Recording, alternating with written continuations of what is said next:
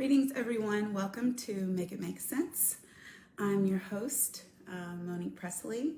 So thankful for you joining today, as every day, where we try to do exactly what the show title says. Make it make sense. Take the complex topics, take the things that are happening right now that we need to not just know about, but have a depth of understanding about so that we can do something about it, so that we can take action. And today is no different. We have a special guest. As soon as that guest is in here, or if I didn't see my special guest, make a request to join. But I do want to say, if you are not yet subscribed to my YouTube channel, do so, Monique Pressley TV. And if you're not yet supporting our broadcast, you've been enjoying the content but not yet supporting our broadcast, please do that as well. You can do that on Cash App, $ Monique Pressley TV. You can do it paypal.me/Monique Pressley TV, or you can go to the link tree in my bio for other ways that you can support us. And if you are interested in advertising on here or on the YouTube channel, you can do that too. Email us at sales@MoniquePressley.com, and we will send you a deck, send you some info so that you can partner with us, as quite a few, thankfully, have done so far, and I am excited about. We are at the end of this week giving a list of our first friends of the show who have committed and sponsored us for a year and have committed to annual giving. We're thankful for that.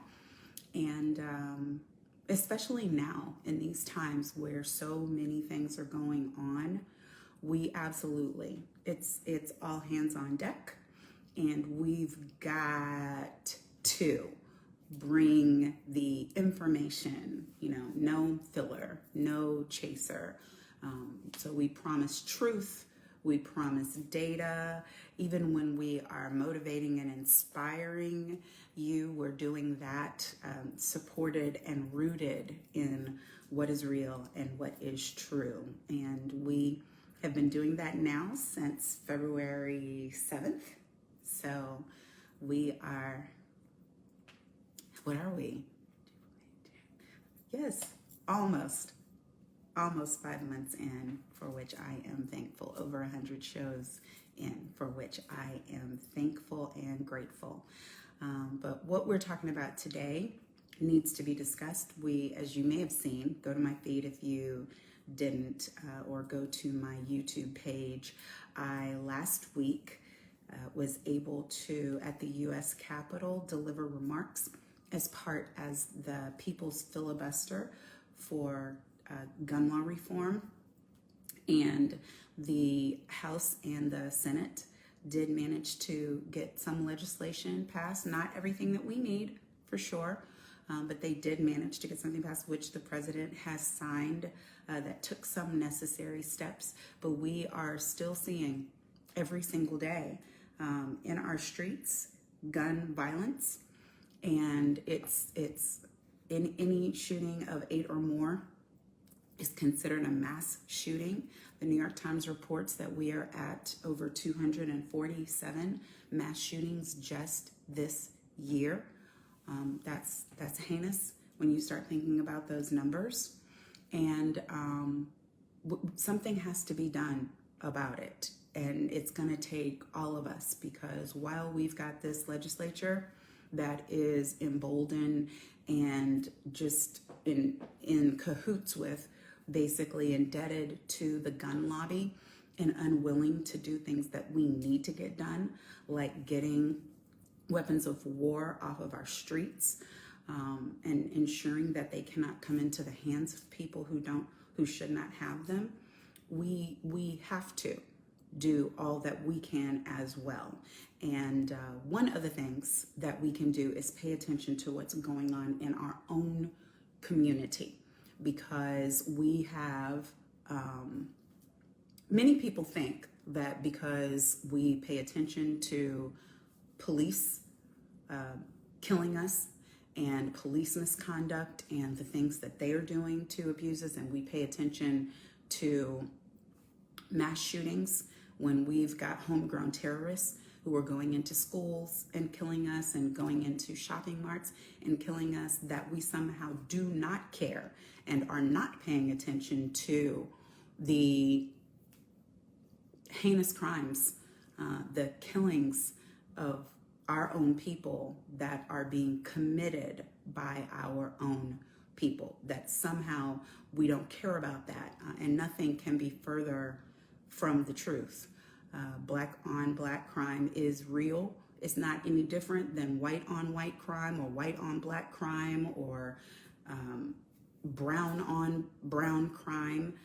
But it is something that happens, and that has to stop, where people in our own communities are taking out their frustrations, are involved in gangs, are fighting in streets, doing senseless killings, and killing young people who are just innocent babies, teens who are just getting caught in the crossfire because of a function of where they live or where they were standing at any given moment, which can be the most expensive malls in Atlanta, Georgia, can be right here in the burbs, in the nation's capital. It's not just somehow in some what they call jungles in the Bronx or in the streets of Chicago. They love to pick on Chicago. It can happen anywhere.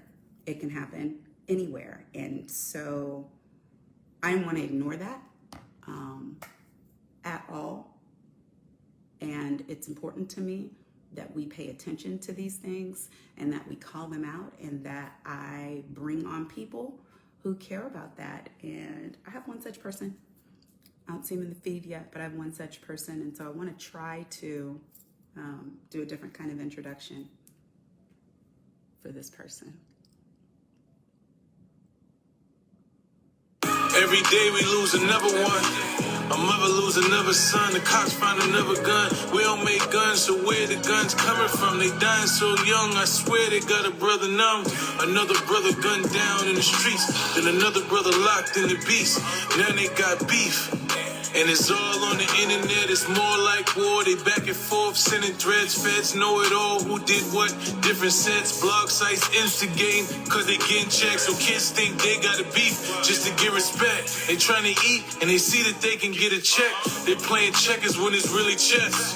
Every other day, a body drop is just a mess. Boycott black murder, no more murder, no more gunshot burner, no. No, I can't kill my brother, cause I love my brother. Boycott black murder. No more murder, no more gunshots murder, no. No, I can't kill my brother, cause I love my brother. If they killing us and we killing us, then we just dying. That's your brother.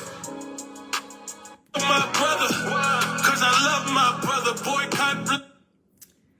So, if you haven't guessed, our special guest for the day is the Mysonne, the General. He is co-founder of Until Freedom.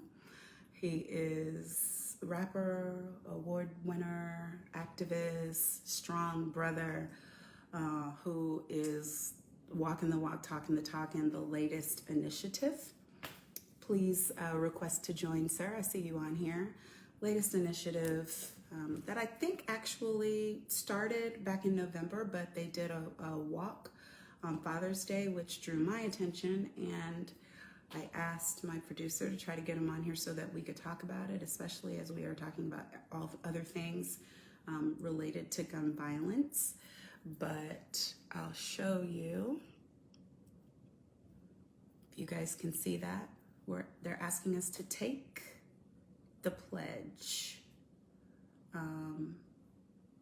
to boycott black murder. So if you go to his page, you will see that. But for now, it's my honor, first time to the show, to welcome Mysonne, the General, and I will do a request. I hear you. There you go. We made it. We made it. See what happens when we try to talk about the right stuff? That's right. That's right. But we stay at it. How you doing? I am blessed and highly favored, Queen, yourself. I'm doing as well as can be expected in these difficult times. I'm remembering that I'm here to work and that we can still have joy. And I really want to thank you for being first-time guest on Make It Make Sense. I appreciate that. Before we got so rudely interrupted by Instagram, I played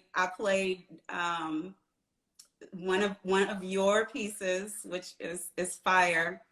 I don't know if people know that when you're not in these streets, you're like an artist. But you cover all the bases. I try.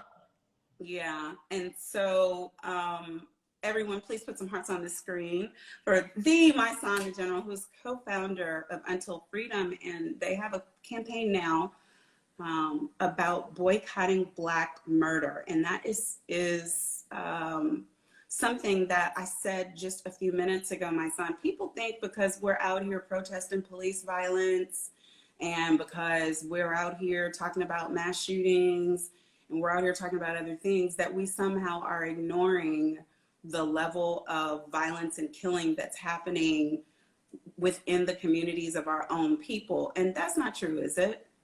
I mean, not at all. There's this work, anti-gun violence, anti-violence community activism work has been going on for as long as I've known.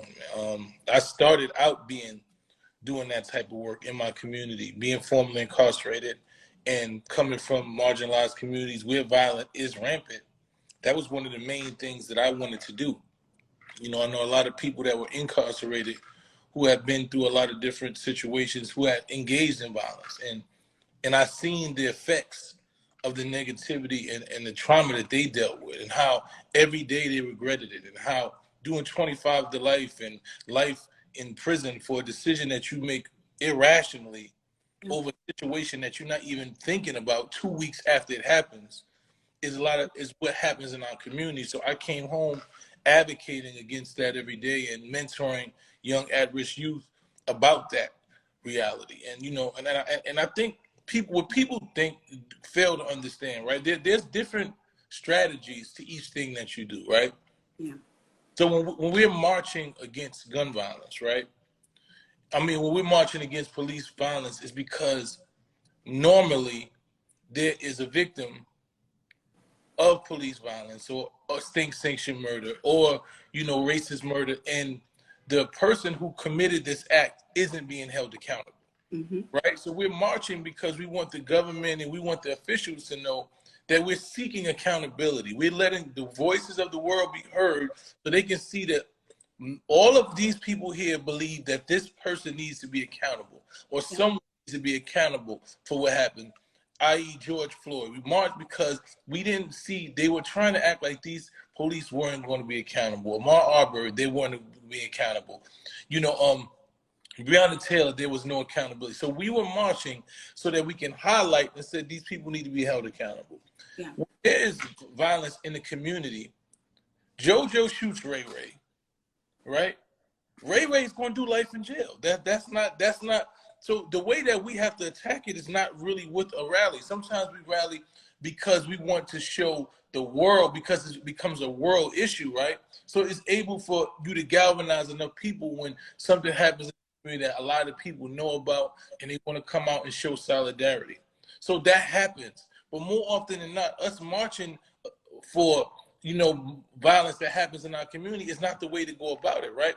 It's going to the community, it's dealing with the situation, it's trying to figure out how do we hash out whatever caused the violence in the community, how do we get the other sides, that the one who's lost a life or the one who's in prison, how do we get their friends and people who are going to continue this quote-unquote beef, and we get in between that and we de-escalate those situations. So those are strategies that we have to use. So when you comparing the two, they're not even comparison. We're angry about both of them, but there's different strategies to combating them. Right, because as you said, when we're looking at police violence and police crimes, because assault against Black life is a crime, and sometimes people don't see it that way because we sanction the guns that are used for the murder. They are state-sanctioned killers. But they, oftentimes we have to fight just for the case to be brought, whereas in killings citizens against citizens, the data, and I see some people in here, no, they get off with crimes too. And I'm like, the numbers don't comport with that, guys. You know, we're here to make it make sense. And you need to know that there's a far higher percentage of people who commit crimes in the United States, especially in our streets, murder in our streets. They get caught, and prosecutors rarely lose cases. That's why we always end up having to fight for that too, because when prosecutors bring cases, they bring cases because they think they can win them. But your pledge and things that were being said at the march really struck a chord with me, because I started out as a public defender. That was my first gig, DC Public Defender Service, out of law school. And one of the first things we have to do in training is attend an autopsy. And the autopsy I attended was of an 18-year-old boy. So I had to see the scalp pulled back. I had to see where the bullet entered the brain. I was taking part functionally around the table of an autopsy of this young man whose entire life was supposed to have been in front of him. And it was just a part of what it was, the cost of living Black in DC, that he ended up there, which was much more likely than him ending up right down the street at Georgetown going to school. And so when I hear about things like this, I often think of it as not just a lawyer, but a solution-oriented person, because it's just like your song said, we are a sophisticated country. We got satellites that can see what's happening on a corner, but we can't stop these guns. Right. We can't stop these guns. Yeah, we can, and that's the strategy. I mean, that's the mind state for me, that, you know, we understand what the problem is, and us as solution oriented people, we try to go to the solution. But I realize that our government is not looking for a solution, because capitalism is fed by what we're dealing with. You know, sanctioned violence and murder in our communities is pretty much feeds capitalism. There has to be a hierarchy, and there has to be, you know, the bottom class that they really don't care about. And we have to care about ourselves, right? Mm-hmm. Our Boycott Black Murder campaign for me was essential, because it speaks to all of the violence. It speaks to the police violence. It speaks to, you know, citizen on citizen violence. It speaks to white supremacists murdering, you know, 70-year-old in the supermarket. It speaks to all that, right? So we have to come together, because when you're aware of what's going on, when you're aware that nobody's going to come save us, right? Guns are miraculously ending up in communities that don't even have bread and food. They don't even have none of the things, but these people have high-tech guns. 13 and 14-year-olds have bags of 45 millimeters and 9 millimeters guns. And you're saying, how are they able to get that? But we can't get regular resources that we need in our communities, right? Because there's a plan. Yeah. There's a plan to put guns in the communities, to cause violence, to continue to keep us in disarray, to continue to keep us divided and dealing with you. If you give somebody who's already dealing with trauma a gun, what do you think happens, right? Like, when we look at the laws, and I understand the right to carry, and people should be able to protect themselves, but I don't think New York is prepared to have concealed carry laws right now. I think the trauma that we all dealing with, right? If we're out in the regular, you know how many times I walked past someone late at night, just minding my business, and they were scared and they jumped, right? And if they had a gun, they might have pulled out a gun and shot me. You know, we have supposedly trained professionals, who police officers, who the main thing they say is that they feared for their life. Even when no one has a gun, no one has anything, the first thing they say was, I feared for my life because he was this big, or he did this, he made this action. And they're able to continue to justify murdering us with that same thing. So now you put guns and you legalize something that hasn't been legal. You already see that right now. Without that happening, the guns are rampant in the street. So we understand that this is planned. And for me, I have to teach my people and the people from my communities and utilize all of our resources to say, hey, this is what we need to do. We need to be de-escalating, right? If we look at how society, you know, incentivizes violence, right? Even in music and culture and everything, they glorify the villain. They glorify the person who's the shooter and all these things.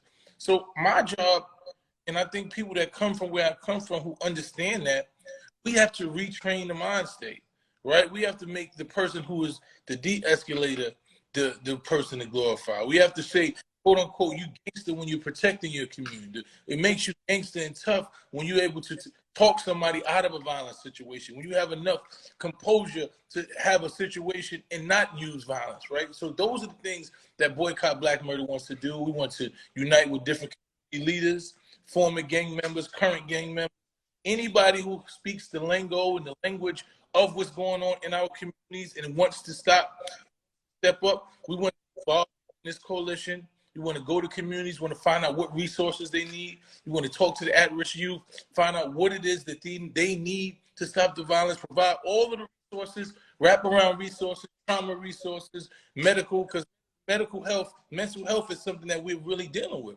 especially after the pandemic. I was incarcerated for 7 years, and I understand what seclusion brings. I understand how that level of trauma sets in on you. So when we deal with a pandemic where people were in their house for months dealing with, they didn't know whether they were going to die or if they caught COVID, those things have real damage. You know, they have over time. They play on your psyche and your mind. So we can't ignore all of the factors that are causing violence. So we have to attack it a different way. And people are ignoring, they're looking at the uptick in violence. And like you said, the pandemic had so many ramifications. I mean, people who barely had jobs, who had low paying jobs, lost those and are hustling to feed their families. I mean, systemic violence is about systemic poverty, is about a systemic underclass. And so that's why people often misinterpret my remarks. I never am defending the criminal. I'm defending the baby that turns to crime because I know the sources. We have to figure out the fixes for that. But you guys are asking for people to take a pledge. What are some of the things that you, and guys, go to my son's IG page, go to their Instagram. What are some of the things that, and I'm gonna post it on the screen and attach it when we do the show. But if you could just tell us some of the things that you want us to pledge to do. And I actually think I might have them. If he went to get them, I can get them as well because I saved it in my phone. Let me see. Okay, I think I got it.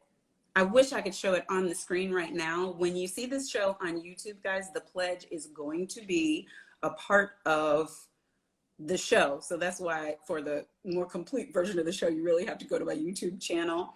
But it's the Take the Boycott Black Murder Pledge. And I've got it. Okay, you got it. I do. I put all of them to my car, so I just wanted to read them off. Let me just pull them off. You got it on your phone already. You can move.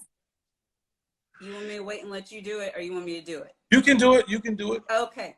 It says, we the undersigned pledge to 1, foster peace in our communities. 2, elevate Black men and boys, especially as leaders, creators, thinkers, contributors to their communities. 3, promote communication over violence. 4, stop glamorizing guns and violence.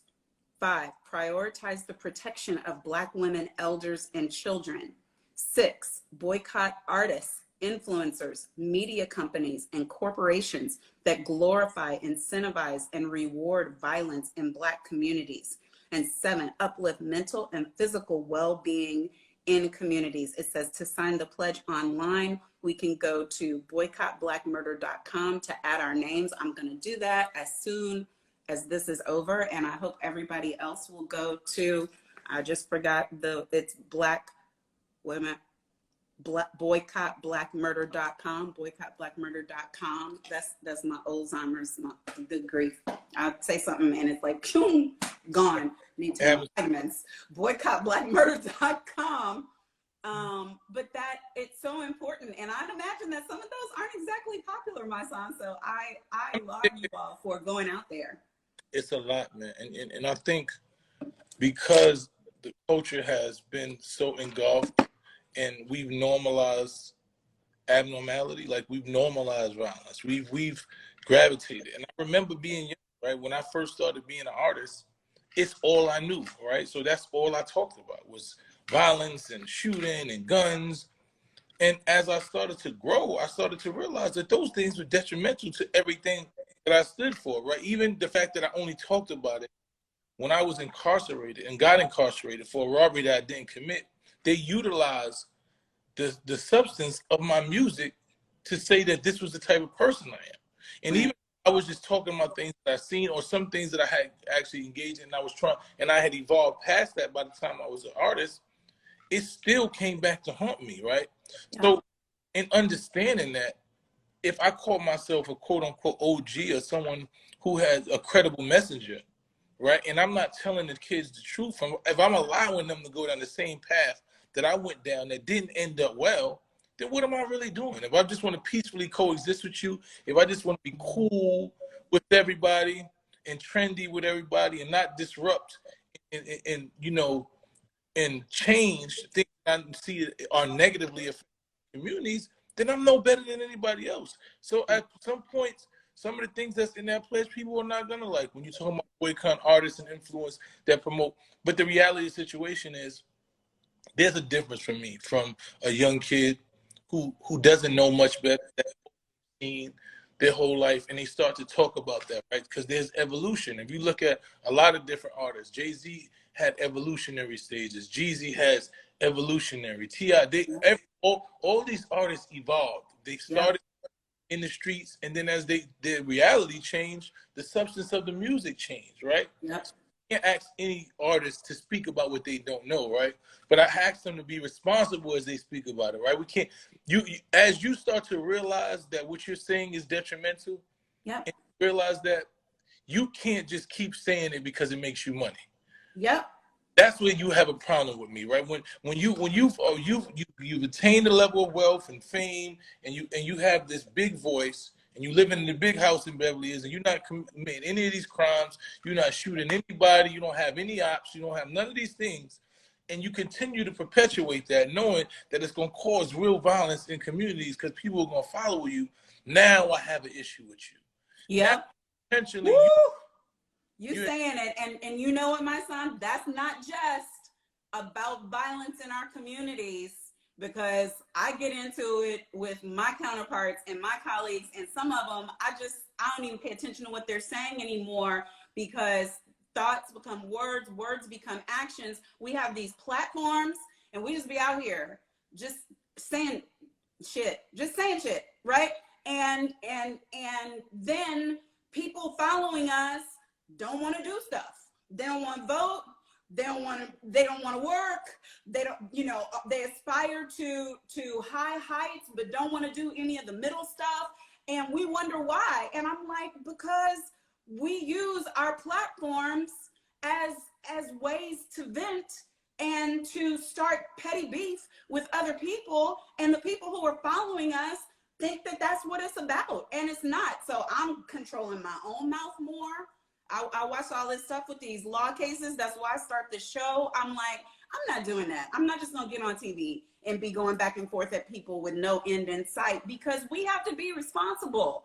And that's every kind of professional, anybody who anybody's listening to. I'm holding us to a higher standard. I can't make nobody else do it. I can only govern my own mouth. That's it, man. For me, it's just like, as long as you stand on what you stand on, if this is who you are, then like when I listen to a lot of these young rappers, and a lot of people criticize them, and I'm saying, this is who that individual is. Like, we want them to grow. So we, as a mentor, as somebody who knows better, then I have to have conversations with them. I have to embrace them.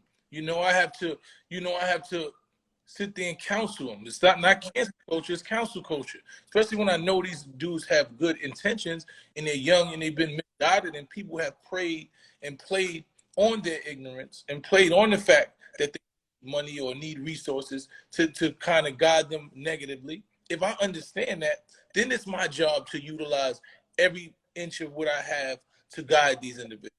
But when I see 30-plus-year-old individuals that I know better, right, just talking about crime and stuff in the community that I know that they're not even involved in, and your kids is going to private school, and you live in Beverly Hills, and you're not engaged in anything in our communities, but you perpetuating a lifestyle that you're not even engaged in. You're not even telling them the pitfalls or the negativity that comes with that lifestyle. You just continue to glorify it and make it seem like it's some bad honor. Then I'm not okay with it. And whoever represents that, then you represent opposite what I stand for. You know, so I don't have any issue with being at odds with you, because if what you stand for presents a problem and represent degradation and in opposition to the morals that I live my life by, then I have to call you an enemy. You're an enemy not of me, but of our people. Yeah. So I have no problem getting into debates with you. I have no problem combating you. But it's not out of hate. It's out of love for us. And hopefully you'll change your ways. Hopefully you'll understand the mindset that you have is detrimental to us. But if not, then I still have to stand on what I stand on. You know, so I know that a lot of things that I say makes a lot of people uncomfortable. But ultimately, actually, it's a lot of people that it don't make uncomfortable. There's a lot of people in the industry that want to embrace that, right? They just don't know how. They trying to, I want to be able to change my message. So when we start making it cool to be somebody who's anti-violent, like, yo, we ain't shooting up our communities. I ain't pulling out a gun on my brother. I can't kill my brother because I love my brother. When we that's what gangster, when we see the ladies in the community and we respecting them and they feel safe in the communities and the kids can play in the parks again. Like the basketball tournaments in New York, they got metal detectors before you walk into the park. The kids got to go through a metal detector to walk into a park now. That's not okay with me. You know, it's not okay. It shouldn't be okay with nobody, especially if you're a man and you feel that you're responsible and you're supposed to be the, this figure, head of a household or somebody who represents strength in your community. You shouldn't feel comfortable that the kids aren't comfortable inside the community. So we have to take this pledge. We have to sit down with whoever it is that we need to talk to. We have to make strong lines in the sand and say, look, this is what we're going to stand for. Our communities are going to be safe by any means necessary. And we have to combat anything that doesn't want that. Well, we're here to help any way we can.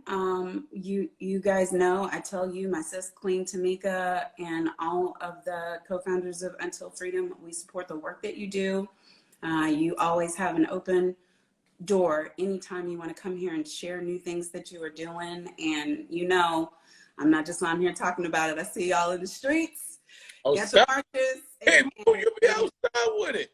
Yeah, but because you have to. We can't, you know, if all we do is just come behind a camera and we're not willing to put our own bodies on the line, we're not willing to put our own careers on the line, then that's not the example. So I thank you so much for everything that you do, my son, and I thank you for joining us here today and helping us make it make sense.